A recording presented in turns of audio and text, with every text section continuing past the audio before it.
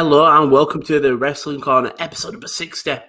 And my God, it's WrestleMania week. And my God, it's for a lot of wrestling. As always, I'm joined by Simon. How are you this morning? I'm doing all right, yeah. Arguably the least excited I've ever been for WrestleMania week. Yes and no. Say, but I don't know. There's part of me that looks like, I think it's because it's a double takeover. And I don't know why, but it's Wednesday, Thursday, Friday, Saturday, Sunday, Monday, Tuesday. It's a proper everyday kind of job. Normally you get like a nice little, you get Monday night and then you get a 2-day break, then you get another 2-day break for SmackDown, then you're good. It's just boom, boom, boom, boom, boom. I'm not complaining, but I don't mind that. I just think it's because the build's been utterly terrible. Yeah. I mean, there's some stuff I'm looking forward to on the Mania card. I think Stand and Deliver has got an amazing card all throughout. I don't think you could say there's a bad match on there, apart from maybe. Yeah, I don't think you said there is a bad match on there.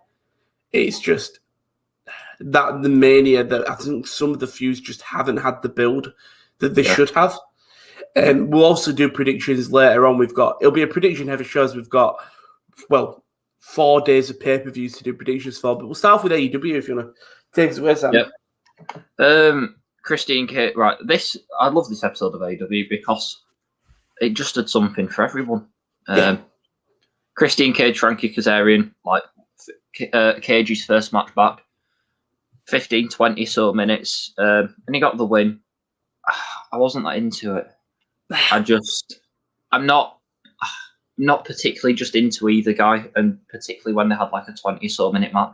Yeah, I think it's nice to see Cage back in the ring, and he of course hasn't lost it.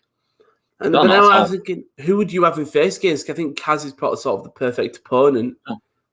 Well, I think it's a tricky situation because they've gone with the outwork everyone thing. But I'm going to say, to do that, does he just need to pick up loads of wins and have matches every week, or does he need to have... I don't think you need to have 25-minute back and forth, these really long encounters every week. But I think that they've put him in at the right kind of place level on the card. Yeah, they haven't thrown him too deep into it. They haven't put him straight in a championship feud or even the middle of the sort of pack. It's like, we'll give you Kazarian. We'll let you wrestle these kind of guys until we have something for you. Yeah, and it went down pretty well. After that, we had Cody versus Cutie Marshall. Fair enough. They got me with this. I was not expecting the whole of the Nightmare family to jump Cody, and then you've got the thing, haven't you, where like Cutie Marshall's like walking away, and then he just like looks over his shoulder like EC3 and starts smiling. Yeah. And you have Aaron Solo, Nick Comoroto, and Anthony Ogogo. That's a lot of those. It's a lot of those. Solo, Comoroto, Ogogo. It does. God, who else can you add in there? I'm going through all the names that are involved. You can have a think. Justin Rodos. Yeah, that's the one. That's the one. We've had it. Yeah, I mean, it was a no contest, but I'm excited to see where it goes. You know, the Europe starts looking to make a name. It's very Nexus. Very Nexus. I think I like the promos that Anthony Ogogo's doing on his Twitter. I've not seen any of this. It's basically more. It's just him saying. Basically, I think we all know Cody training. Cody brought him over basically from the UK.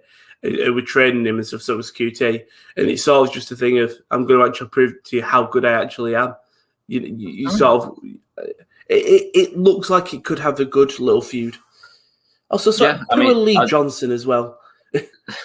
I'm interested to see where it'd go, purely from the perspective of it's not. They've got so many. I'd suggest they could go to the top, but because there's so many multi-man factions like Pinnacle, Inner Circle, Dark Order. Yeah. It's faction heavy. It's different, and I didn't see it coming. I like factions. I'm never going to complain. And they can just constantly bring people in and out of it because there'll be loads of students at the school and stuff. It's 100% very similar to New Japan. In terms of New Japan is full of factions. Nearly every wrestler's in a faction, but that doesn't define them. Like when Okada's fighting for the belt it's not Chaos is fighting for the belt, it's Okada. When Ospreay was fighting, it's not Ospreay, it's whatever his new group's called. It's not his new group, it's Ospreay fighting. It's, I think, one thing that a lot of maybe WWE has had, like when Lashley was saying, oh, it's a Hurt Business, it's not his Lashley. Like, that's the thing. If you just say it's the person, oh yeah, they're also part of this group and it's a bit of insurance, but they are their own person. You can have as many as you like.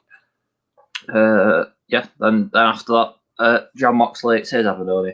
Cesar Bononi didn't get an entrance, which, yeah. But Cesar's good. Yeah, he is. You knew Mox were going to win from the start because it's John Moxley. Where do you think Mox is headed? I'd have thought he'd have gone after Revolution, and then they had to explain the botch, and then I thought he might have had a couple more matches. But now Who's he in a feud with? Well, he's kind of with Eddie Kingston, isn't he? Against Good Brothers. All I can think of, they have the match thingy, and then after the match, Moxley just gets killed for like a couple of months. It's all to do with how he might not ever go away. I know Seth didn't take many months off, did he? 3, 4? Just 2 from Survivor Series to Rumble.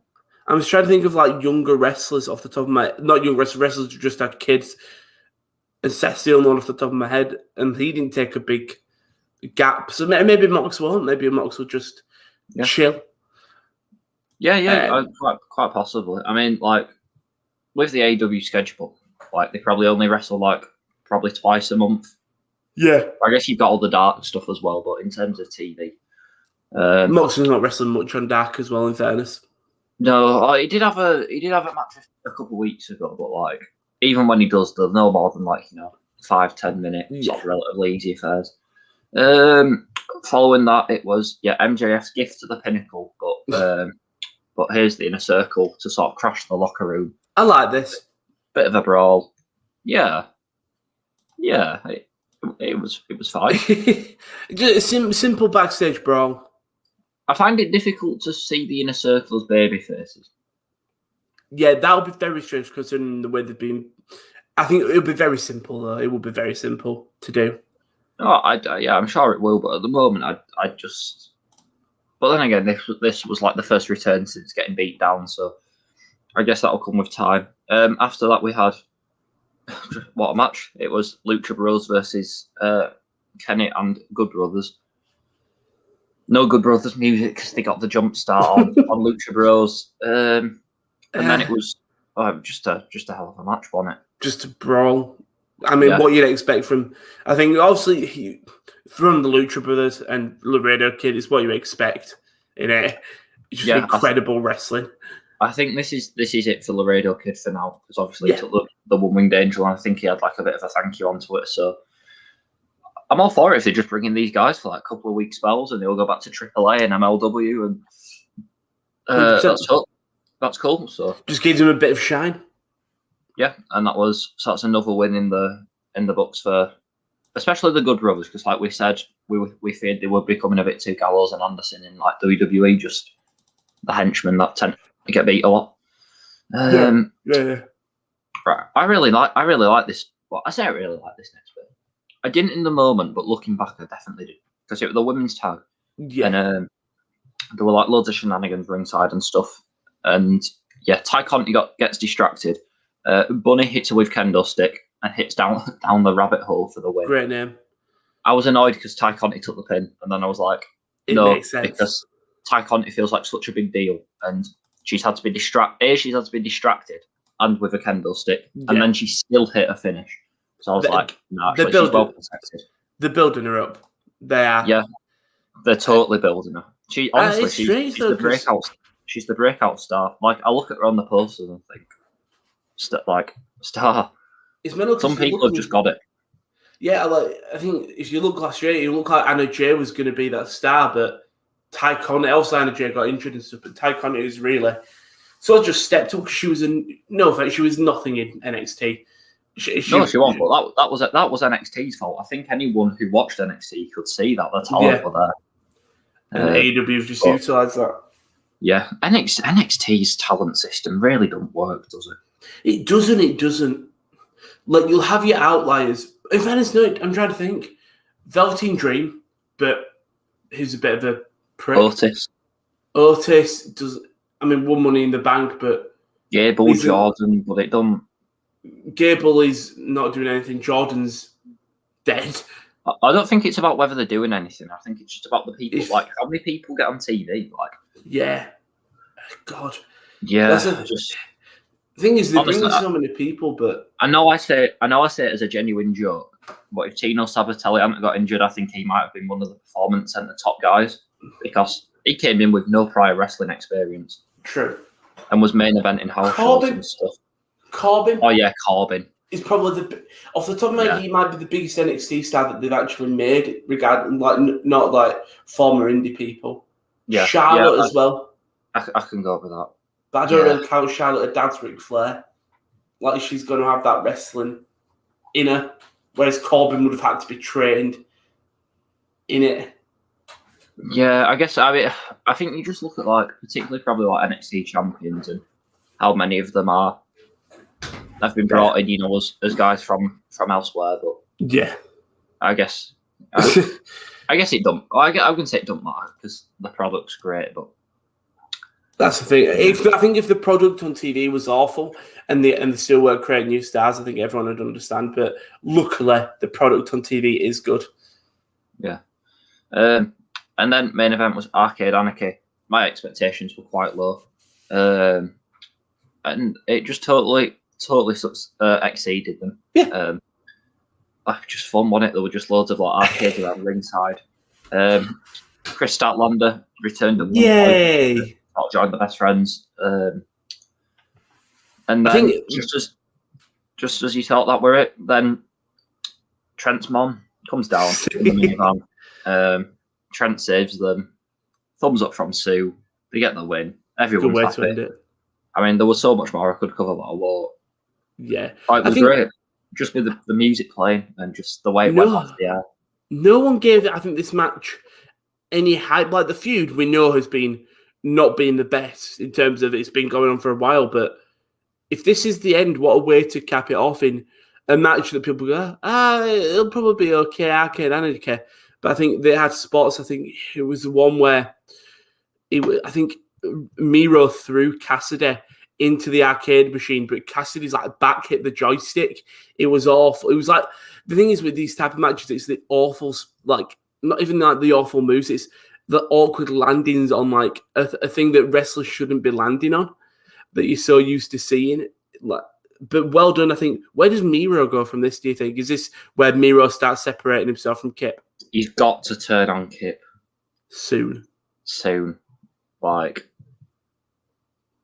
got to be on it. It's got to happen. It's got to happen. And then I'd say Miro was a breakout guy. I'd probably say he's the guy who takes the title from Darby Allin. Yeah, I was thinking he's probably true for one of the next TNT challengers. I think obviously it'll be interesting to see if he'll still be heel. Because I think he will, because it's the way they've been booking him, but he's a fan favourite. The crowd's going to make a huge difference in it. Yeah, I was just going to say that's presuming Darby Allin retains the title tomorrow. And he's got much. JD Drake. Right, yeah. So when he retains the belt. Oh, you're not giving him a chance? No, JD Drake's not winning. No, he isn't winning, but I'd like to. You got to have faith. I'd like to give him a bit of a chance. AEW's great. Mike Tyson's on the show this week, so we'll finally return into that story that happened about 9 months ago. Yeah. It really is the long-term booking of Mike Tyson. I don't know how that's going to go down because obviously Jericho's tied up with the Pinnacle, but they'll Pinnacle comes out, Tyson hits MJF or something. It'll be fine, and with all due respect to AEW, this week's about NXT. Yeah, I know they've got their the house always wins, don't they, on Friday? Yeah, I mean, I'm not paying too much attention to that at all because it's not on TV, so it's not. I mean, it might be tips for later, but I doubt it. Like I said, I doubt it. They probably do. They'll do highlights on the YouTube channel, but yeah, like you said, I doubt it. I mean, I think one thing's interesting. Seth came out this week. He did an interview. I think it was in Ryan Satin. They said that how obviously we have had to alter characters for the Thunderdome, and he was talking about that how when he go to a live show, everyone majority of them let's go Seth and then booing the heel. But when he went to like a TV taping, the more vocal side of the crowd would just be booing him, and it said it's very similar to the Thunderdome in terms of now I've had to come out in dead silence and generate heat from a virtual crowd. And anyway, it's going to be so strange when we do get crowds back, because it's going to be so weird seeing them. Yeah, Seth, not great from Seth. Just going back to AEW quickly, have you watched any Michael Nakazawa matches recently? No, but because it's Michael Nakazawa. Okay. Basically, he's wrestling as a producer, so he's doing it in like his shirt, his belt, his dress pants, his shoes. Oh right, I know he's got his earpiece and his headset on. Okay, I like that. It's weird, and it's just because he's on Dark Elevation now. It's a bit weird, isn't it? Not like his character's a bit weird, not him. I know he's tagging with Kenny, innit, at the weekend. Yeah. So I don't get. I don't get Nakazawa at all. Oh, so well, the thing is, like, I liked his being the elite stuff when AEW first started. When I think that people just started calling Nick Jackson like Nick Jackson just had PTSD from Michael Nakazawa. But yeah, he's apparently he's like one of the most useful guys backstage in terms of him and Kenny, like his ability to bring in these Japanese wrestlers. And I think he's one of the reasons why Hikaru Shida's been such a good champ and etc. It's just because of Michael Nakazawa. So shout out Nakazawa. Of course. Man will be in there in the ring, but he's living life outside. A good episode of AEW again. But like you said, this week isn't about AEW coming up, unfortunately. But they know that they take a sit back for it. We'll move to NXT though. The open match was Cameron Grimes defeated Roddy Strong. Really like this. Strong basically snapped, and then Grimes pulls a foreign object out, hits Strong with it, and then caved in by Grimes. After the match, backstage, Roddy Strong says, "I'm off. I'm out. I'm leaving," which means he wasn't in the match at the end of the night. I would think he comes in last, doesn't even go in the match. Very interesting to see what happens with Roddy Strong now, because you really have got all the pieces in place. You've got Cole and O'Reilly battling, Fish is out injured, Strong is MIA. It sort of leaves the era really properly broken up now, especially after this takeover match. It leaves them really broken up. I don't know where Roderick Strong goes. Like the last guy to quit and say he was done ended up in a faction with Johnny Gargano. So, like, yeah, I don't know. Like, do you think he'll just be off TV and then Bobby Fish will return, or? I think he might be off. Fish has been out now for 4 months. Yeah. I saw a great thing was just like, imagine Bobby Fish. Let's say Bobby Fish doesn't watch the TV shows and he returns and no one's with him. He's like coming out doing all the era stuff. I have wondered that, like, what will Bobby Fish make of it? Will he just be like, what's happened here? Or do you think we'll be so far down the line that it'll just be like, matter? Yeah, now I'm a singles guy, never mind. I think, yeah, it'll be interesting to see, especially with that. For me, I love Roddy Strong, so I'll be keeping my eye on that. Santos Escobar defeated Tyler Breeze in an open challenge. Santos gets the win. Afterwards, all the tag teams come out. Raul Mendoza and Joaquin Wilde come out to assault Tyler Breeze. MSK chased them off, and then GYV came on the Titantron and just basically spoke in a scouse. Said, Tyler Breeze is really good. Not buried. Oh, right. Yeah, I wonder where Fandango was as well. But yeah, he's the guy. He's not there to win, is he? He's there to just give people the wins on TakeOver, on NXT. He should be, but I've always liked Tyler Breeze. I mean, maybe this is his spot now, but yeah. I think when you've got so much talent on that NXT roster, I think Tyler Breeze can just sit back and be that guy who gives people wins, but he still seems like a viable threat. Do you know what I mean? In terms of, it's not like he's a jobber. It's like, okay, Tyler Breeze is a good wrestler. He's probably not going to win, but you might have a good, decent 15, 20-minute match. Yeah. Candice LeRae and Indy Hartwell defeated Gigi Dolan and Zayda Ramier and challenged NXT Women's Tag Champion Shotzi and Ember. They accept. That match was set for the thing. Probably Shotzi and Ember are probably going to win that, where I think it should probably go the other way, actually, but we'll leave that. Raquel Gonzalez defeats Zoe Stark. Sure, get Raquel a win. After the match was more important. So basically before this, Io Shirai attacked Gonzalez backstage. Gonzalez got the upper hand. Afterwards, Io Shirai came out and attacked Raquel Gonzalez. And Raquel just throws her into the plexiglass and stays down. We'll come back to it, but Io also attacks Raquel later on again. And she gets thrown through a wall and a window. Lovely backstage. It was all about how Io Shirai is just not going to give up, and she'll keep attacking you. Xia Li defeated Casey Catanzaro and Kaden Carter as Kaden Carter got choked out by the mysterious Mei Ying. I thought we'd moved on from this. I think this was the final one. Okay. I think it was the final one. It was a 2-on-1. Xia Li picks up the win after help from Mei Ying. You can't forget about all the video packages for Frankie. Yeah, for God's sake. So I'll start watching this and we're just going, what the hell is this? Because the problem is BT were also cutting it off at the same time. So we get this dog start running and then it just cut off. And then it happened again. And then it's obviously Taya Valkyrie, but God. So I'd have got got this because back in Impact when she was paired with Johnny Bravo used to carry around like a toy dog that looked exactly like that one. Right. Well, I know that's her genuine real dog. Yeah. But so that was it really. Interesting to see what happens with Taya Valkyrie. And so I think that Raw after Mania is also going to be good just to see who gets called up. Well, also, is the dog called Frankie or is she called Frankie? I think the dog's called Frankie. See, I thought she was called Frankie. Maybe she is called Frankie. Oh, yeah. Who knows? It's a bit of a dead name, but... It is, isn't it? Oh, well, yeah, Frankie comes to NXT in 2 weeks. And also, it's an awkward spelling of Frankie as well. It's not with I always expect to see Frankie with an IE. With a Y. No, it's Franky. Oh, I like that even less. Yeah.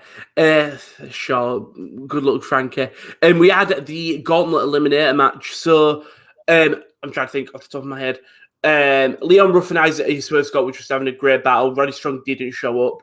Kushida and Pete Dunne eliminated each other, with Kushida just refusing to break the hoverboard lock after they got eliminated. Austin Theory's kip up. Austin Theory's kip up. Theory sold this great. He doesn't get eliminated. He keeps his feet up. He spins around. He's like, yeah. He does a lovely kip up. He gets himself eliminated, but he's great, Theory, isn't he? He's a total idiot, and I love it. Yeah, like this time last year, he was about to have his first WWE match on the WrestleMania card. Well, in fact, he'd already done it, and now a year on, he's been eliminated in NXT Battle Royals and not knowing the rules. But he feels better, and I don't mind it at all. I feel like his stock hasn't devalued in the slightest. He's got a character, like a proper character now. Of this, he's a lovable goof in a way. And even though he's in a heel faction, he's great. So the people qualified. I'm just so surprised that this is the way they've gone with him because I always saw him as like smarmy, jacked, good-looking bad guy. And they're sort of doing that, but they're sort of flipping it as well. But like eventually, he will end up doing that, and I still think that's where he's best. But I guess it's just exploring different sides of what he can do, and he's showing he can do it perfectly. Yeah, 100%. Kurt says, hello, Brad. You haven't subscribed yet, Kurt. You've been in my watch alongs for like a month. Thank you, Kurt. But so we have the Gauntlet match that's happening on night 1, so that's tonight. And the order will be Isaiah Swerve Scott, Leon Ruff, Bronson Reed, Cameron Grimes, Dexter Loomis, and then the winner coming in last, and the winner of the Gauntlet match, LA Knight. Your boy did it. LA Knight, yeah. He walked into the Battle Royal and he came out on top. He's looking at Johnny Gargano at the end and he's saying, LA Knight. He did it. I was so surprised. I really like the finish as well. I don't think I've ever seen it before. And I saw it and I was like, oh, that's so great. Just like going through the second and then just dragging the feet and rolling back in. Like, yeah, it works perfectly. Yeah. It's such a slimy way to win, especially because Loomis had like been so, I say dominant. Well, he hadn't done anything, he just stood in the exact same spot for like 10 minutes in that match before he actually got involved, which was great because it fit into the Loomis character, but yeah. And then at the end, after the match, Io Shirai just continued to attack Raquel Gonzalez.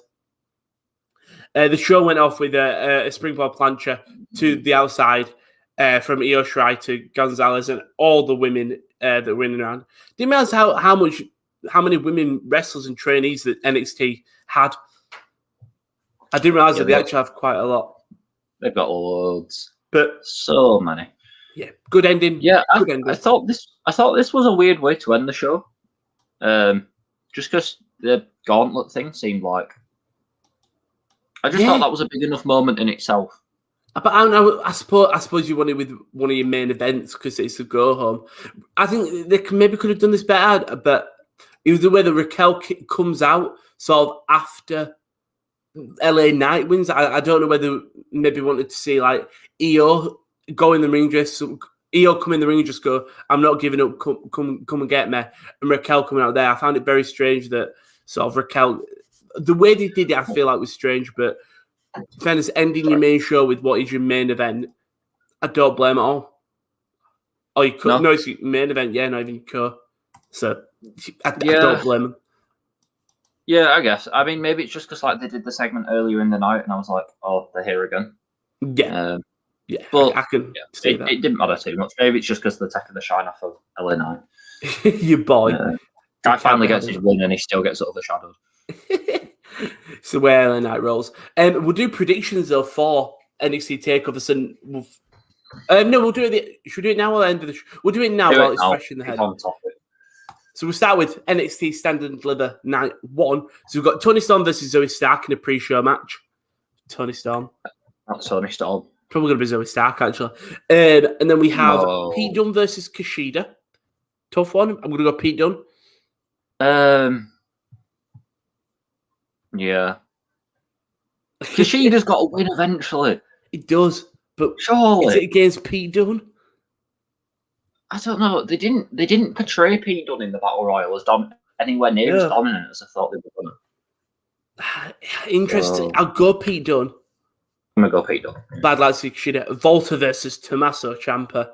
It's Volta. It's Volta. Like, Tommaso Ciampa is not coming to UK. Like, I'd love the shot. That'd be so weird if like Tommaso Ciampa's in the BT Sports studio. It would, but the shock would be cool. The shock would be very cool.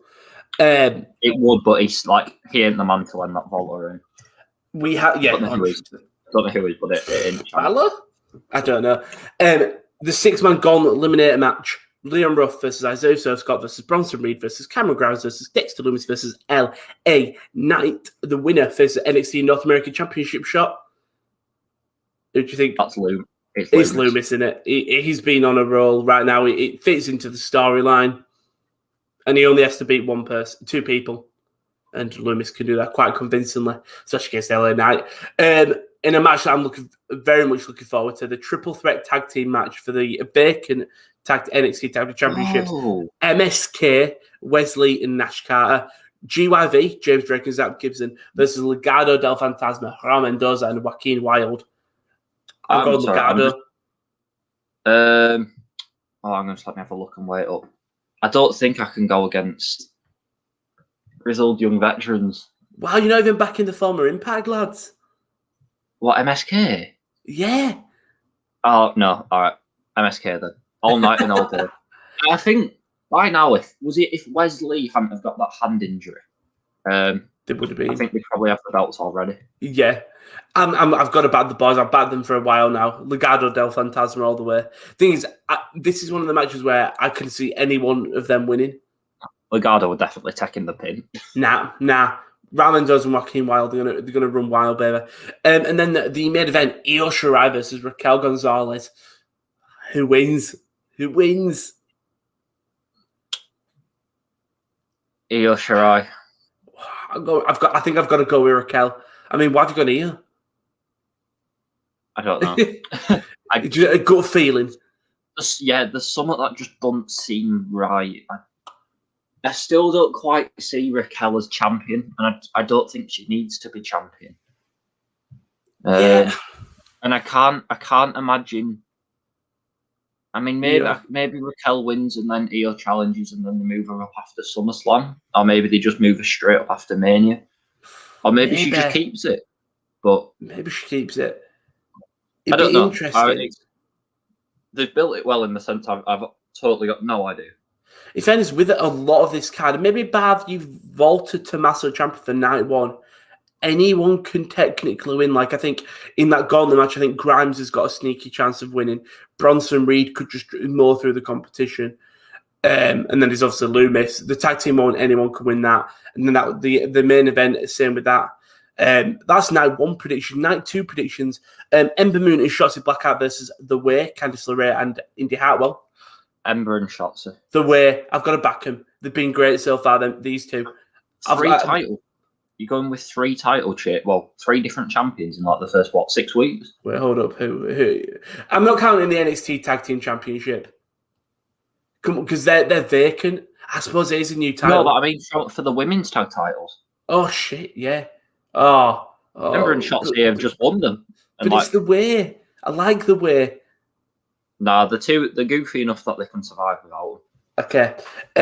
God's sake. Another match that I'm looking forward to. Jordan Devlin versus Santo Escobar to become the undisputed champion in a ladder match. I know I want to win. I'm going to go with Santos Escobar. Oh, thank you. Santos all the way. Get rid of stinky Jordan Devlin. It's all about Santos. I'm just not a fan of Jordan Devlin. Do you think Devlin moves back to UK, or do you reckon he hangs about? Is he the new addition to 205 Live? Please. I think I know Devlin's good, but I don't know. Devlin just hasn't clicked with me, even when he just doesn't click with me. Okay.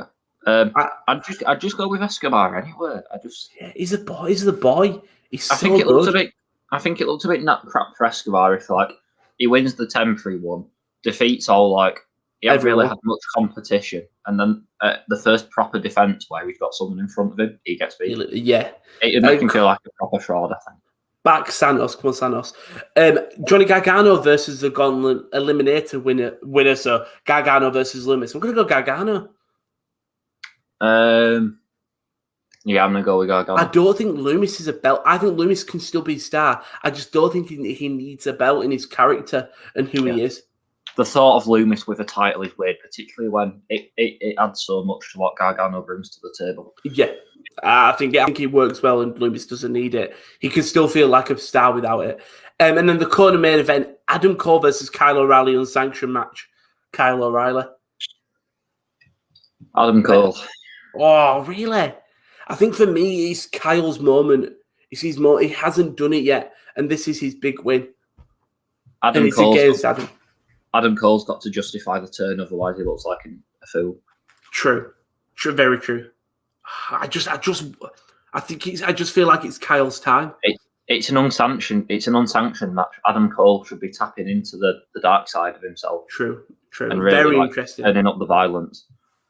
It'd be lovely to see what happens. That's one of the ones where it's like that could be. And then a match that I'm actually not that much looking forward to because compared to the rest of the card, Finn Balor versus Karrion Kross. Karrion Kross, I am excited for it, and I don't know why. I think Karrion Kross wins, but the thing is, because this is proper crap, because it's not on the normal takeover time, because it's on BT and stuff. I can't be that excited because wait, it's not on now. It's on BT. Yeah.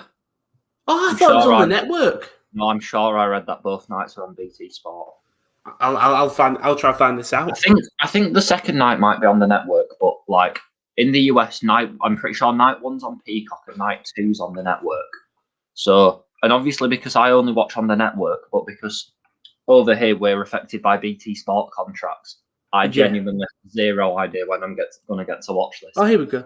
The first night will take place on Wednesday. For UK fans, the show will start at 1 a.m.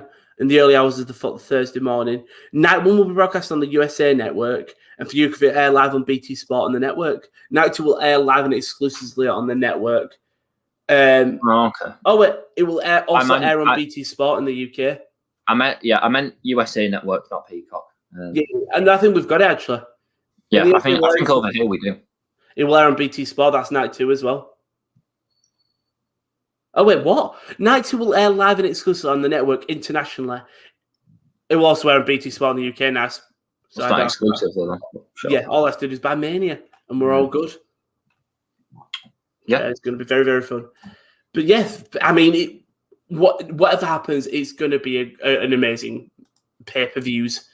Like you look at the quality on hand. We know who's winning.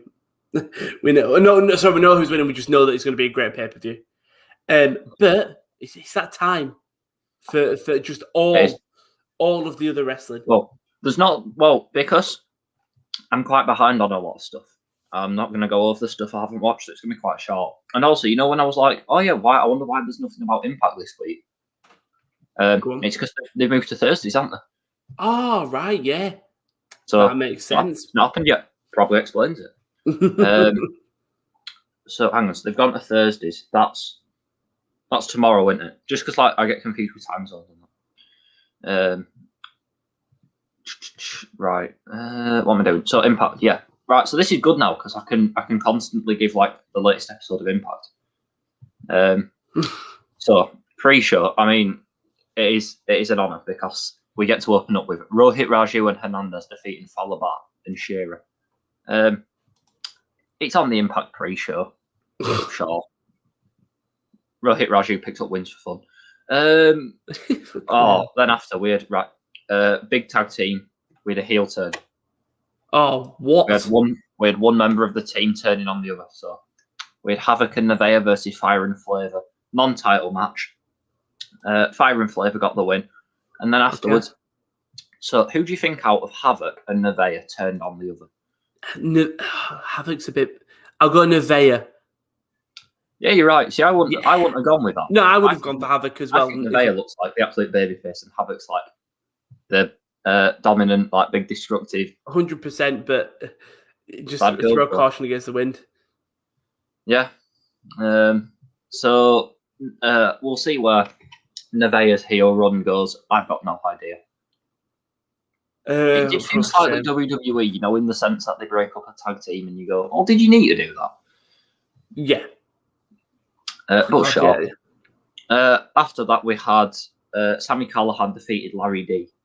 So, no, because this makes sense because obviously we had Trey Miguel beat AC Romero last week, and then as Larry D was beating him down, Sami Callihan made the save. Okay. So after Sami Callihan got the win this week, and then AC Romero got in the ring and started doing a 2-on-1 beatdown, the expectation is that Trey Miguel will come out and help Sami Callihan and return the favour. Yeah. But Trey Miguel never did that. Because he's a bad man. And then afterwards, Sami Callihan was just laughing to himself in the ring and stuff because he got what he wanted. He wanted to see, Trey Miguel sort of hold his own and show a bit of nerve and not come out. So I guess he got what he wanted. Yeah. Yeah. It's kind of cool. I reckon they'll have a match at Hardcore Justice. When is that? Saturday. Ah, yeah. Okay. But there's only two not matches. competing with WrestleMania. There's only 2 matches on the card though because they'll just add a ton of them on Thursday. Yeah, it is genuinely probably going to be the least relevant event of the year purely because it's on the same night as Mania. When there's crowds about, I can purely understand because when shows because they're going to get viewers in and stuff, but with no crowds, people will not care. Yeah, and as I say, at the moment, it's only got 2 matches. It's that title versus career, Jordan Grace and Jazz, and then a weapons match for the number 1 contender for the Knockouts title. So at the moment, considering it's a hardcore pay-per-view, and they've and one of the matches is just a non-weapons match, that doesn't scream hardcore justice to me, but sure. After that, we had Brian Myers versus Suicide. It was a big episode of Impact. And Brian Myers got the win, hit the roster cut. And then addressed the challenge issued by Matt Cardona and said, "No, I'm all right. I'm not good. Nah, pal, not worth it. No, he's all right." Josh Alexander and TJP versus Ace Austin and Madman Fulton. So it's kind of like all the current X Division guys. Austin and Fulton got the win because that's just kind of that's just at the moment. The hitting them is like proper. Like, it's not necessarily Fulton's the henchman for Ace Austin. Like, they're I'd say at this point they're a bona fide tag team. And I'd say I wouldn't be surprised to see them go after the tag titles, but like Finn Juice and Good Brothers are kind of busy. Doing their we had a massive brawl. Yeah, we had a brawl backstage between the Good Brothers and Willie Mack and Rich Swann. Sure. Yeah. And then the main event, it was James Storm's 1000th match in Impact. That's all right. What an achievement. He faced Eric Young and got the win. And then like some of his mates came out and like celebrated with him afterwards. Some of his mates. Not the one mate you expect with him, unfortunately, because he's part of the Dirty Dogs. Oh, yeah. Yes. Yeah, it will be something if Bobby Roode. The Dirty Dogs came out. Shown up, yeah. I was looking constantly throughout this match to try and find the point where Eric Young tore his ACL. Couldn't find it. Do you think he was in training when he was training or something? No, apparently, it was in this match. Really? But maybe it was just like. I mean, I'm surprised as well because Eric Young, right? He said on a podcast he has never been injured. Really? He has never had to take time off in his career. He's been hurt and he's wrestled hurt a lot, but he's never been injured. Which fair play to him. Astonishing, yeah. That sounds so weird, actually. So then, yeah, I've only got there's only five kind of shows to run through, which is like usually that's way less than it usually is. Yeah, We've had a break this week. And we had NWA Power. Tyrus got a win. There are a couple of matches that probably weren't worth talking about, and in the main event, no countdown, no disqualification for the national heavyweight title. Trevor Murdoch versus Chris Adonis. And Chris Adonis got the win. Ooh. Because like I think Trevor Murdoch was like wrestling injured, but because he's fighting babyface, he was Chris Adonis is Chris Masters, isn't it? Yeah. And he's a part of the Strictly Business faction with Nick Aldis, Tom Latimer, and Camille. So okay, yeah, they feel like a faction, don't they? Yeah, it's a bit like what AEW were doing at the start. You know, in the sense that they've got the inner circle and they're just the bad guys who are on top, and you know they're going to get toppled eventually. It's just a matter of time. Yeah, but Chris Adonis picking up that title, like he's in great shape. If I was, I know it's such a lazy thing to say, but if I was AEW or even WWE, bring him back, particularly WWE, because they love to bring back the X guys. And in fairness, they could market it, couldn't they? They did it well with Lashley. You could market it. That's what I mean. And he's been long enough on his own. Yeah, God, it must have been a while now. It's easily been long enough. 2009, maybe. Something like that. It'll have been over 10 years. And like, you don't 100%. Put him in NXT, you put him straight back on there. But yeah, obviously, he's probably signed a relatively long-term deal with the NWA. I presume so, yeah. New Japan Strong. On his first appearance on the show that I've seen, Jeff Cobb got a match. Jeff Cobb defeated Alex Coughlin. Well, Cobb's part of Will Ospreay's faction. It's him. It's Ospreay, Jeff Cobb, I think it's Tohanare, I think he's called, and then he's one of the managers Great as well. Khan. Great Khan's in it as well. Yeah, it was the image I saw, and it was Cobb, Tohanare, Ospreay, one of the managers, and then obviously bloody Great Khan. Yeah, Cobb's great. Tower of the Islands, probably top 5 finishing moves. He's an incredible finisher. Your boy Ren Narita. Come on, Ren. Got a submission win over Mysterioso Jr. Big Pappy Pump. Have you seen Mysterioso? No. He wears Scott Steiner headgear to the ring, but he's for God's sake. He calls himself Big Pappy Pump. I don't get it. And then I'm pretty sure the main event was a New Japan USA Cup qualifier, and it was Brody King defeated Bateman. Okay. Both Brody guys King's are great, good as well. Particularly Brody King. Yeah. And they've now done the draw for the New Japan Cup USA. Like the brackets are out. Ooh. I don't know where I can find them. But I can find it. So you have a look for that. New Japan US Cup bracket. See if we can find it. Found it. Cool. Fire away.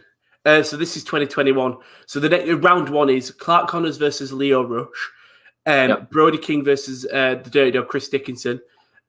Dirty Daddy, I'm sorry. I have the Dirty Dogs to come in.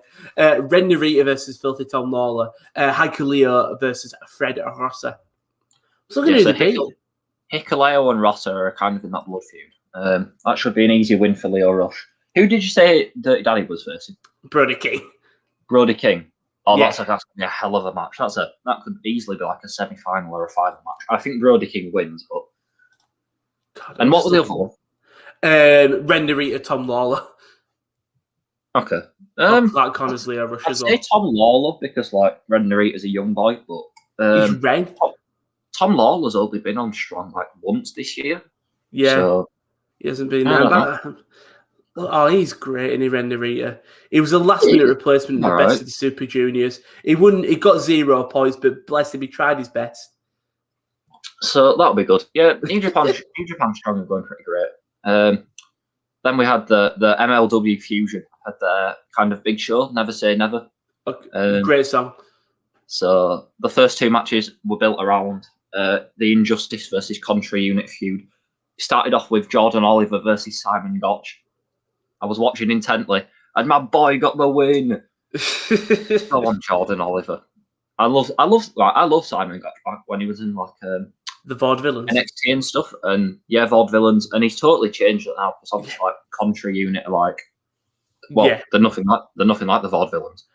One thing interesting, it was a while ago, a couple months ago. I walked into Kieran's room and he was watching one of the old NXT pay-per-views. Forgot how good the Vaudevillain sort of aesthetic was, like the entrance and everything. Superb. It was great. You'd look back and think it wasn't before its time, obviously, but it definitely was something that was very different. When they came up to main, I was so excited because they were so different. Yeah, it was something that we sort of rarely ever see before. Now you're saying all this, I'm kind of getting a bit nostalgic. I might have to go back and watch a couple. They're so good. They were so good. But yeah, so that was a big win for Jordan Oliver. In the second match, we had the other half of Injustice, Myron Reed, the young goat, taking on Daivari, and Myron Reed got the win. So Injustice went 2-0, which was pretty good to see. And then the main event, the match we'd been building for a couple of months for the World Heavyweight title, Jacob Fatu versus Calvin Tankman. I always thought Fatu was going to win, but I was looking in like live chat and stuff, and pretty much everyone thought Tankman was going to win. He's got loads of fans. Oh, he didn't. He didn't. Fatu got the win. But, it was just a really good big man match. And it did. I'm just looking now, and it went for 10 minutes 44 seconds. That is a good length. That is a good length for a show. Special attraction match in your big show, and they kept it to 10 minutes. It doesn't need it to go, 20, 25, because it was just as impactful and just as effective. Yeah. The presentation of MLW is 10 out of 10. Fair play. The way they put the shows together. It's one of them low-key shows, I feel like. Just in terms of you look back and go, you know what, their like weekly content they're producing is very good. If someone were to ask me, what do I need to watch to get into wrestling? And they didn't want to watch or dedicate, 2 hours to AEW, or they didn't have any cable, and they were like, I just want to watch a free show. Is there anything on YouTube? I'd point them straight in the direction of Major League Wrestling. Yeah. Something easy to watch. I feel like you don't need to know all the storylines going in and around as well. Oh, you don't. They do a really good job of explaining stuff. They do good promos and BTs, and they're smashing it at the moment. Yeah, totally smashing it. 205 Live. I'm just thinking. I didn't see main event results anyway. I might have to go back and look for that. Oh, Mansoor would have won. Well, on 205, Mansoor had his match against August Gray, which, to say Mansoor and August Gray are opening 205, I reckon if they put a bit more time and effort into that could be a really big match on NXT. It's just Mansoor, he's winning wild. August Gray's had a lot of shine recently, but of course Mansoor got the win because Mansoor just wins. It's just what he does. He doesn't stop winning. And he asked for a handshake afterwards. And August Grey kind of did it, but like really aggressively, and shrugged him off. So I think he might be he's either developing a bit of edge, or he's just a bit annoyed. He's just a bit of yeah. Go on, August Grey. I like to see a bit of character. And then in the main event, we had a massive stipulation match. So it was Chase Parker and Sunil Singh versus Nxt and Daivari. And if Nxt and Daivari won, then Bolly Rise have got to disband forever. What? Sorry, what? Who were they wrestling? Everrise, did you say? Bolly Rise. Bolly Rise. And if Nxt and Daivari won, they have to... Bolly Rise disband forever. For God's sake. Who won? We've invested so much time and so much effort into Bolly Rise. Okay, and who won? Bolly Rise, of course. For God's sake. So, yeah, I can't remember. I think it was Matt Martel on the outside. Got Arya Daivari's chain and, like, threw it at Daivari. Referee turned around. Daivari had it in his hand.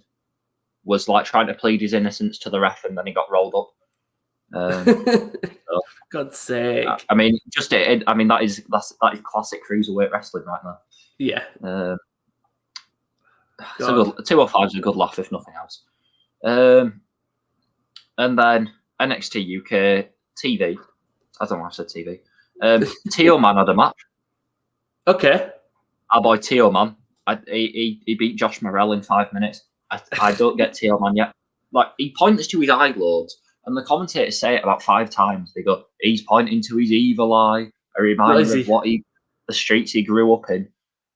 But I don't know how that plays into anything. Like, does he look through his evil eye? How does his eye make it? Is one eye good, one eye bad? Yeah. If you can find that it's, I'm looking at it. I don't understand it. I'd say try and figure it out, but which is a shame because he's a good wrestler. But I'm not convinced at all from how they've packaged him so far. And then in the main event we had NXT UK Tag Titles. And we had another turn. This one hit me hard. So have you seen this at all? No. Oh, so Pretty Deadly versus Amir Jordan and Kenny Williams. So don't tell me Amir Jordan and Kenny Williams broke up. I'll get to that. So we've been telling the story, that Kenny Williams wants to win dirty, but Amir Jordan, he's a good, clean-cut babyface, wants to win the right way. Yeah. Jordan and Williams look like wrestler. Yeah, they look like they've got the match won, but Kenny Williams grabs the belts, wants to, finish the job behind the referee's back. Amir Jordan takes the belt off Kenny Williams and say, no, we're going to win it the right way. So you think, all right, so now they're going to get beat because Amir Jordan's lost the match by trying to win clean. No, that didn't happen. So whilst the referee's back was still turned, Kenny Williams just hit him with the belt during the match. And then Pretty Deadly hit the finish for the win. And Amir Jordan was just left betrayed. So I really like that though. Great, by the way, but that was something you don't see often. They went the right way, but they still swerved. Because instead of him turning after the match, they did it during, just to rub it in that extra bit. It was, and also straight after as well. It was really well done. Okay, really I like that. I might have to give that a watch now. Also, by the way, Pretty Deadly are great, aren't they? Pretty. I'm not as high on them as you. There's something about them. I don't know what it is because it's a very simple gimmick in terms of it was. If I constantly forget which one's which, it's not a great song. I don't know the names, but I'll just group them as together. Yeah, I mean the match was good, albeit nothing special, but it was just the finish. Come on, hit me hard. That was nice. And that was everything else. Just presuming I can't go and find any main event results, which I can't. So rest in peace, Hall of Fame. Hall of Fame, rest in peace. That we did have the Hall of Fame though. Well, actually, we'll do it after Brawl. SmackDown, Edge cut a promo. The Dirty Dogs and Otis beat Street Profits and Reign Dominic. Cesaro came first with Seth Rollins ahead of WrestleMania. There was a nice little thing backstage. Natalya defeated Shayna Baszler, for God's sake. Why Natalya? It led to a brawl between all the tag teams. Did you see Paul Heyman talking and Natalya on Talking Smack? Where he just berated her? Your father wouldn't be proud. It was like, stop whining, go knock on his door. I was like, ooh. Ooh, I mean, I don't think it's going to go anywhere, particularly because he's like, do something, get yourself on the WrestleMania card, and SmackDown is basically the pre-show to WrestleMania. If it was 2 or 3 weeks out, I might think they'd do something with it. But yeah, I mean, I'm looking forward to the Battle Royale because I love a Battle Royale. Kevin Owens invaded Sami Zayn red carpet drill, so Logan Paul was there. Tell you what, not bad. Logan Paul did all he had to do. All he had to do there was stand there and be confused a bit by Sami Zayn, but then sort of just be a bit positive. Sami Zayn invites him to be a special guest at WrestleMania, and then Owens stunners Sami Zayn out of nowhere, pushes Logan Paul. Logan Paul's going off something in it. Do you remember when Kevin Owens powerbombed MGK? Yes. I think we're having the same thing here. Yeah. I feel like Logan is going to... Do you know how Kevin wants to jump off the ship? Yeah. I feel like we might have the same. I think he might set Logan Paul up at the bottom of the ship and he might jump off the ship. Yeah. Yeah, that'd be all right. That'd go down really. And also, it'd go great for social media. Yeah, I've not seen any of SmackDown. It was okay. Next week is the big one. Bianca Belair defeated Carmella. Poor Carmella. You just can't get anything. I know that people like saying you need to try and get on the card, but it's just a shame considering where she was. She was in a good feud with Sasha, and then she's probably not going to be on Mania. And Bryan defeats Jey Uso in a street fight match, really nice match. It was just a good smack. The SmackDown all matters now is this week's SmackDown. That's all that matters now. Yeah, this week's SmackDown's got a bit of importance on it because obviously it's got the Andre the Giant Memorial Battle Royal. Yeah, and it's that go home show. It is like you said, the WrestleMania pre-show. If anything, I think there's going to be a big return on SmackDown, though, isn't it? Because this Tucker's first appearance since October. Wait, Tucker? Oh God, it will be, won't it?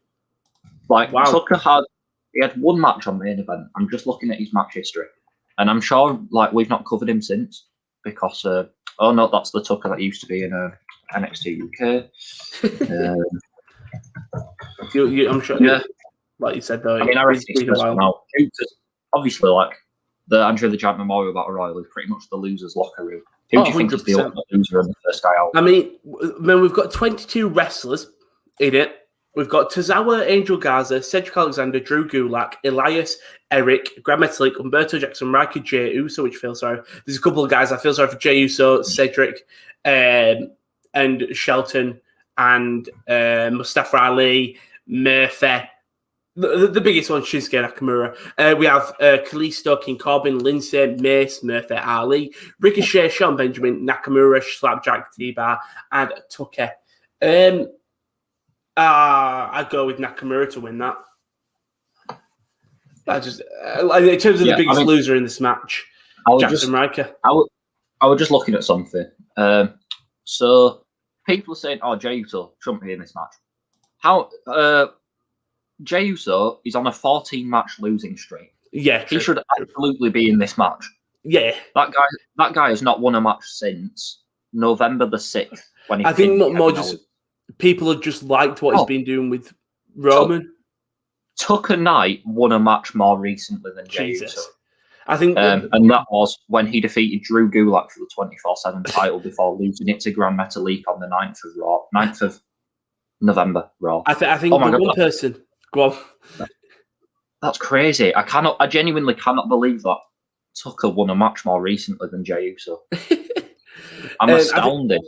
I think the one person in this match, I think everyone is like, wow, is Nakamura. It's that one. He's winning it. Where else is he going to be? Exactly. That's the problem. Do you know what I mean, though? He's one of them guys that you just want to hear more from, don't you? Let me just have a look at his recent record. Just because I'm kind of on the topic, because he won a couple matches, didn't he? So, I mean, he's only won one match out of his last 6, and that was when he pinned Apollo Crews before Apollo Crews pinned him the following week. I mean, just looking back now, he ran the Gauntlet back in January, didn't he? Yeah. Remember that before the Rumble? Mm-hmm. He beat Rey Mysterio, beat King Corbin, beat Daniel Bryan before getting beat by Adam Pearce. And then they just never really took it anywhere. Yeah. God, that is such a shame, isn't it? Such a shame that people. It's the problem with Mania season, I feel like, because Mania is great. Don't get me wrong, but so many wrestlers sort of do get left out. Where you're like, oh, they should have been on this card, but so you can't have everyone. I'm really happy Aleister Black isn't on there, because if they'd have put Aleister Black in there, I'd have been like, right, oh my god, they've really got nothing for him. The fact he's not in there, they're doing something. By the way, what's Cena doing? Because I remember Cena was confirmed for Mania, but then he wasn't. I swear Cena was confirmed for Mania. Swear down. No, no point. He said he couldn't come. Have I made this up in my head? At no point has Cena ever.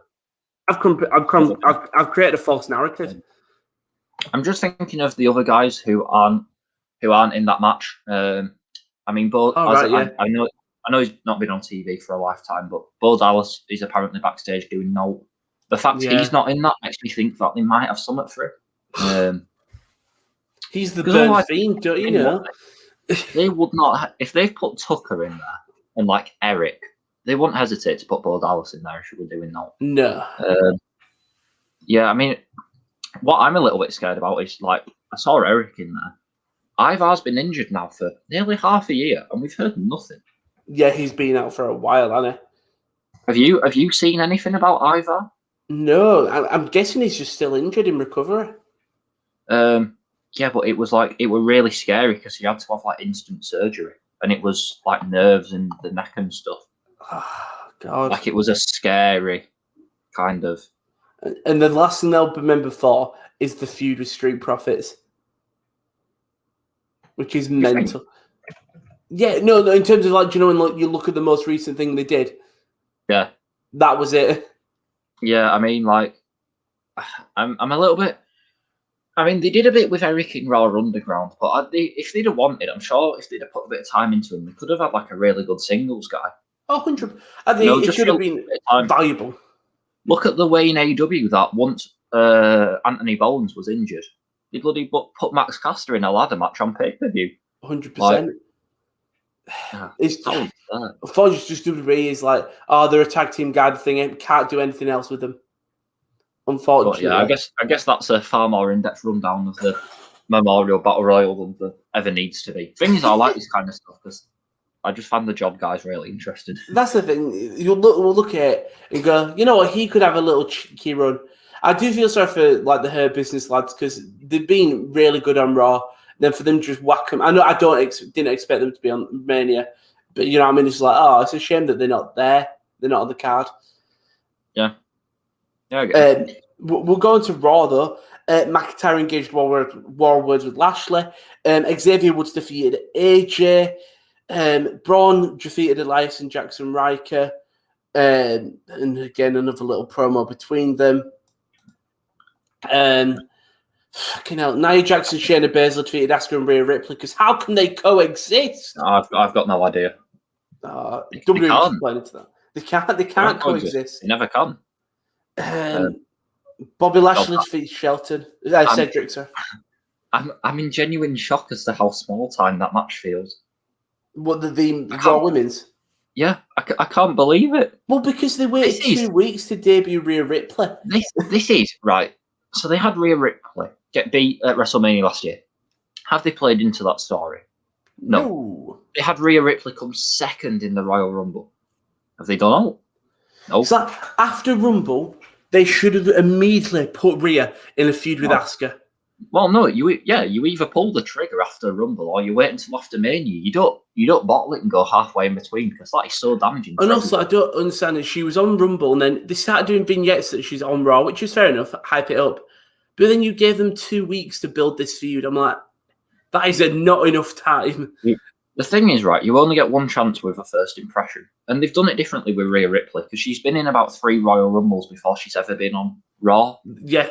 And this, like, people should be familiar with her by this point, combined with the NXT stuff and the Rumbles. Like, this is your chance. And, oh my God, they screwed it up so bad. 100%. Right, have you seen Out of Raw talk? No. Just because I can't offer out to Raw, I try and think of what. So they had Nia and Shayna were on, and they didn't say out interesting. Drew McIntyre was on, and really didn't say anything interesting. They had someone else. They had Braun Strowman on, and he did say a bit. Because he cut like a really impassioned promo to the camera about how you're. I'm not going to do the voice. Like this match is for anyone. Anyone who considered it. You considered doing the voice. This match, no. This match is for anyone who's been bullied or had to face any adversity. You know, he's like, I've only got 80% movement in my leg. You know, I've faced injuries. I shouldn't even be here to this day. I can't wait to get Shane McMahon where I can get my hands on him. And then at one point he says, you know, I've sacrificed so much for this job. I've missed weddings, births, deaths. And I went, you've missed deaths? I think you meant funerals. You meant funerals, but you went, I've missed deaths. I've missed deaths. Which, like, you could see Xavier Woods next to him, and he was struggling to hold it in. Woods is amazing.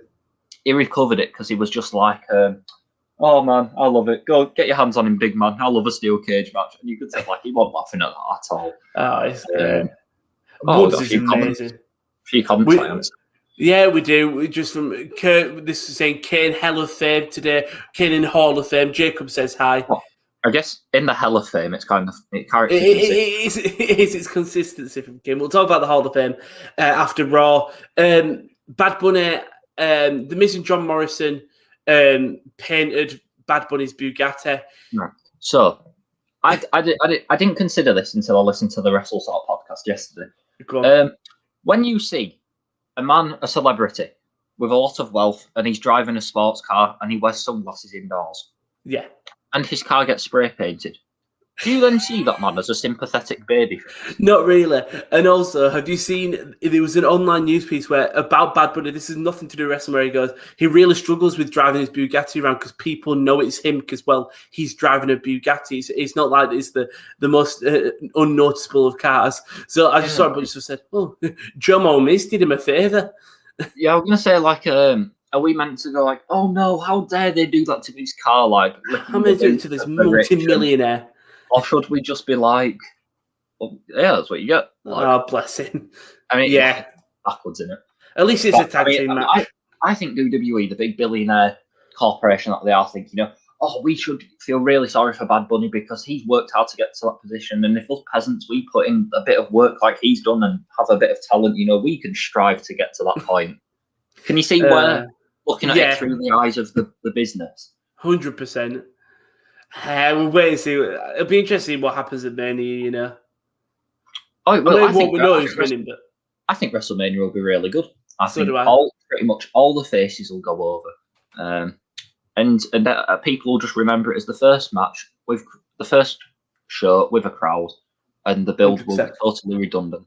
Yeah, Riddle defeated Ali, and then McIntyre defeated Corbin. Hang on, don't skip past that. Why does Matt Riddle now shoot birds out of his flip flops? I don't know. I saw it, and I was speechless. I mean, it's weird enough in itself, like, but why birds? Why don't you do scooters or weed, leaves? Yeah, birds. Because he's high, bro. He's just making everything up in his head. Oh God. Raw's, honestly, this is now, I think, my 4th week of not watching Raw. Haven't missed it. I don't feel like I've missed anything. Hall of Fame, we'll talk about quickly. We had JBL, the British Bulldog, Liger, William Shatner, the Bella Twins, Titus O'Neil. I can't do the we had the NWO, and then we had the 2021 class of RVD, Molly Holly, the Great Khali, Ozzy Osbourne, Eric Bischoff, Rich Herring, and Kane. Cost Ozzy Osbourne, wasn't it? Yeah. This is why I pay zero attention. Yeah, you didn't know. Because Ozzy Osbourne's in there. Great Khali looks sexy. The legacy inductions were Baron Michelle Leone, Brickhouse Brown, Dr. Death Steve Williams, Gary Hart, Ray the Cripple Stevens, Dick the Bruiser, Ethel Johnson, Paul Bush, Pez Watley, Buzz Sawyer, all the old people. But yeah, Kane's in the Hall of Fame. Well done. It was a pretty. It just doesn't have the same effect. No, it doesn't. I've just seen though that I don't know when they did this, but I think WWE have confirmed the next pay-per-view after WrestleMania. Let me guess. Roadblock. No. Oh, they've revealed the next two. Oh, go on then. So May 16th. Is it May 16th? Yeah, we've got Money in the Bank. Oh, so straight after a month after Mania. That feels quicker than usual. They did that last year. Did they? I couldn't remember. Well, normally it's in June, and I think I prefer it in June. But then what pay-per-view normally comes in June? Wait, hold up, Roman can get Extreme Rules. No, it's July. Backlash. Shit. Oh, for God's sake. You know, so, Money in the Bank, though.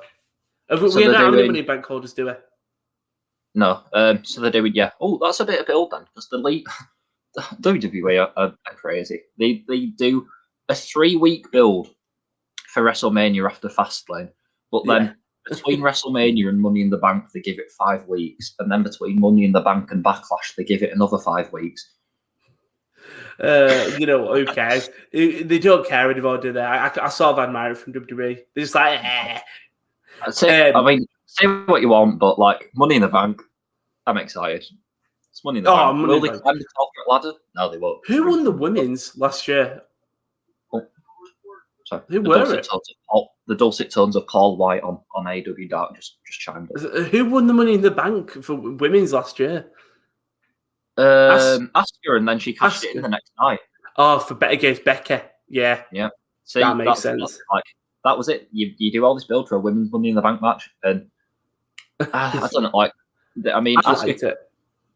I did, but Asuka gets it the night after, but then the cluster F that is the men's carries on until for like the next 9 months. Yeah, I mean the men's was probably one of the most funniest Money in the Banks in terms of just what is going on. But yeah, when Otis was a serious threat, like now Otis is bad guy.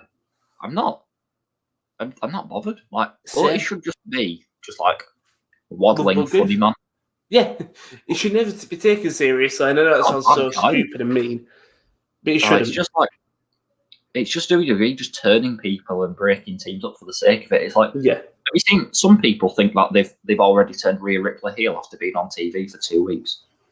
I can see it. I can 100% see it. It's insane. Mental, innit? Absolutely mental. I mean, it's not a case of whether she's good or bad. I don't really think that matters too much. But God, if you're gonna do something, commit to it. Yeah, WWE don't care, do they, though? We will go on to the main event, though. And this main event is very simple.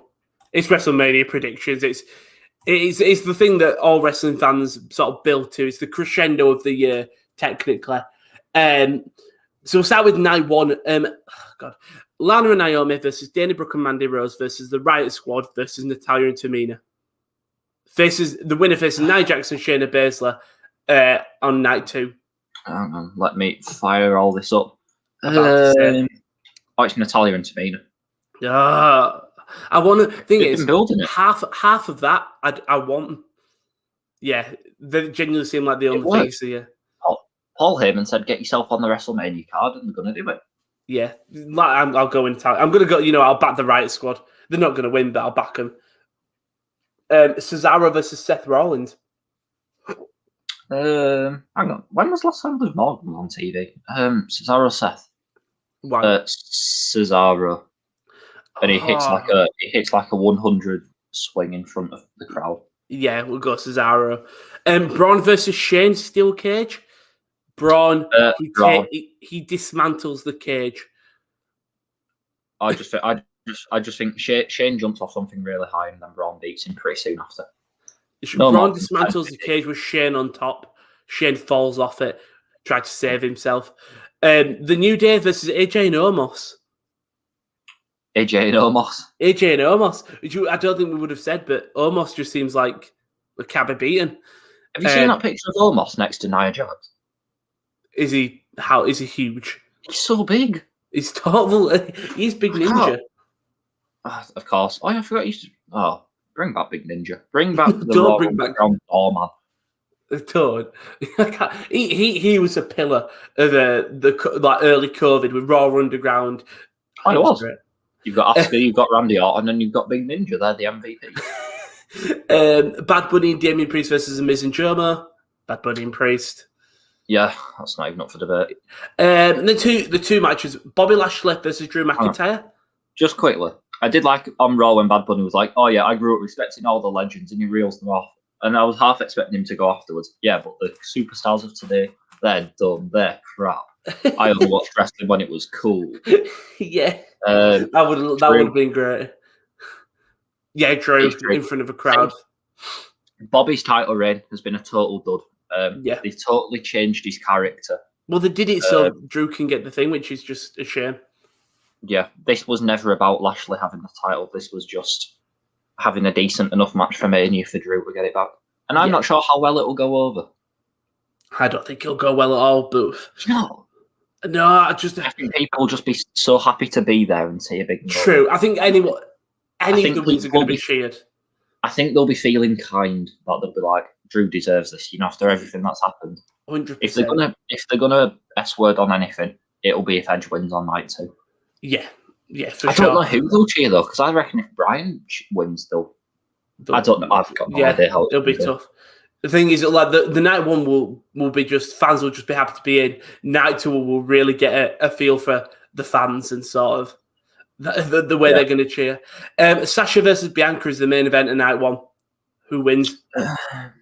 If it's main eventing, it's Bianca's crowning moment. Yeah, I think Bianca wins. First ever. No, Naomi. We're going with all the chat titles changing here, and I think that makes sense. I reckon they'll feel good. Good. I think night 1's the feel good show. Yeah, maybe. WrestleMania night 2 though. Nia Jax, Shayna Baszler versus Natalya and Tamina. Nia and Shayna. With Reginald, obviously, we can't forget that. Riddle versus Sheamus. Give him the ultimate Grand Slam, I think, innit? Yeah, Sheamus, because I think the building for sort of all the work and the progress that he's putting in Thunderdome era, I reckon I'll go with Sheamus. Yeah. Although they like Riddle. They do like Riddle, but I just think like Sheamus, I think this United States will give him the ultimate Grand Slam, where like with the Rumble, King of the Ring as well. Interesting one. Kevin Owens versus Sami Zayn with Logan Paul. Now, Sammy's done a lot, but I don't think he'd win. But Sammy's done so much during like the effort he's put into this whole feud and the documentary stuff. Nah, it's Kevin Owens. It is KO, but and I love that KO, but I feel like Sammy deserves something. I don't know what it'll be. Big E versus Apollo in a Nigerian drum fight match. It's Apollo. Nah, Big E. What? Keep the belt on Big E. You don't think after 6 times or whatever is that Apollo's pinned him? What if Big E wins? What's the point in having the match? Oh, there isn't, but I don't want Apollo to win the belt. You don't think Apollo wins his own match? No. I think Big E. I want Big E to win. I mean, this is a heart pick. It is. Okay. I want Big E to win. The Fiend with Alexa Bliss versus Orton. It's got to be the Fiend, surely. It's the Fiend. Got to be the Fiend. Asuka versus Rhea Ripley. Asuka. I know. Rhea Ripley. It should be Rhea, but I've just got a feel it's Asuka. Rhea Ripley's already dead in the water as it is. Like, could you imagine if she was to get beat on WrestleMania for the title again? Like, true. Especially after coming up so short in the Rumble, she's going to get known as the person who just can't get the job done on the big stage. And then probably for what is the toughest match to predict, Roman Reigns with Paul Heyman versus Edge versus Bryan, because all 3 can win it. I think it's a babyface. It's Edge or Bryan. It is. What, Edge interface? He's a tweener. Okay. I wouldn't say he's a full proper heel. No, I don't think I would either, to be fair. I'm going with Edge.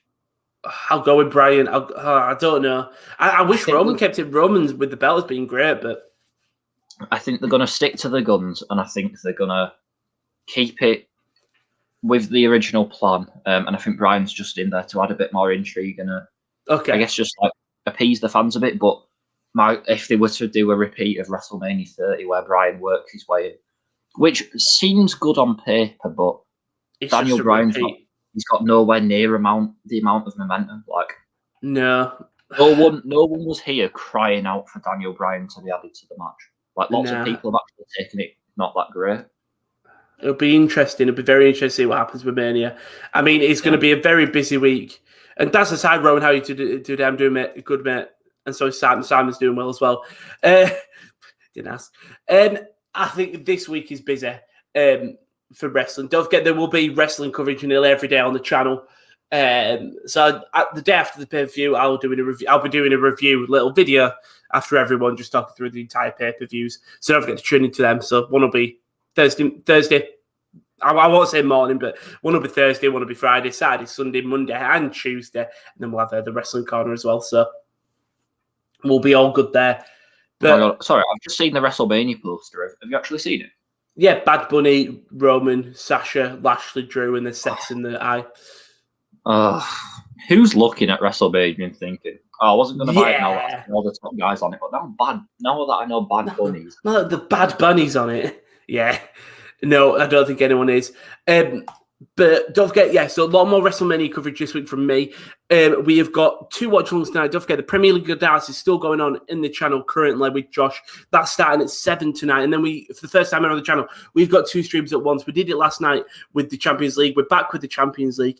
It will be Bayern Munich versus PSG with Kieran D, and PSG versus Chelsea versus Porto with Kieran L. It's going to be some 2 very, very good games. Again, then we will have Europa League coverage as well. That will be later on. I think that will be all the sports corner. Bar Josh, I think.